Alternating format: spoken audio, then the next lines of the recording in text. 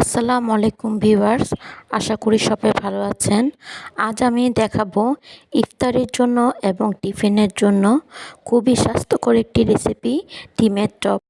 এখন আমি দুটি সেদ্ধ ডিমকে, একটি ডিমকে 4 টুকরো করে, দুটি ডিমকে 8 টুকরো করে নিয়েছি।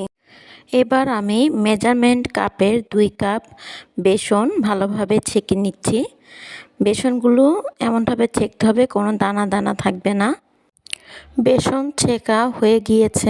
এবার আমি মেজারমেন্ট কাপের 1 কাপ চালের গুঁড়া নিয়েছি। এটিকেও আমি ভালোভাবে ছেঁকে নিব, কোনো রকম দানা দানা থাকবে না। আমার ভিডিও ভালো লাগলে লাইক, কমেন্ট এবং সাবস্ক্রাইব করে আমার পাশে থাকবেন। এই রেসিপিটি সবাই বাসায় ট্রাই করবেন। অত্যন্ত স্বাস্থ্যকর এবং মজাদার একটি রেসিপি।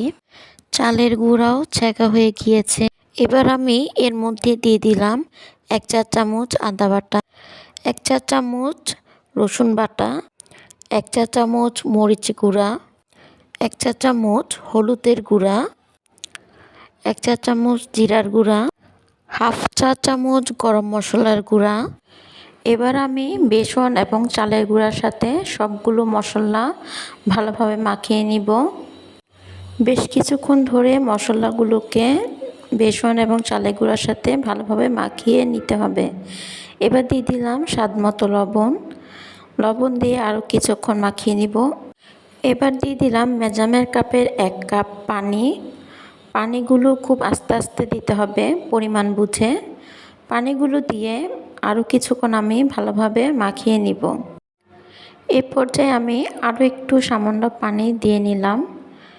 ভালোভাবে বেসনগুলোকে মশলার সাথে মাখিয়ে নিতে হবে। প্রায় 10-15 মিনিটের মতো বেসনগুলোকে ভালোভাবে মাখিয়ে নেবেন। এইভাবে যদি বেসন মাখানো যায়, যে কোনো চপ খেতে খুবই সুস্বাদু এবং মচমচে হবে। কয়েক ঘন্টা পর্যন্ত চপ মচমচে থাকবে।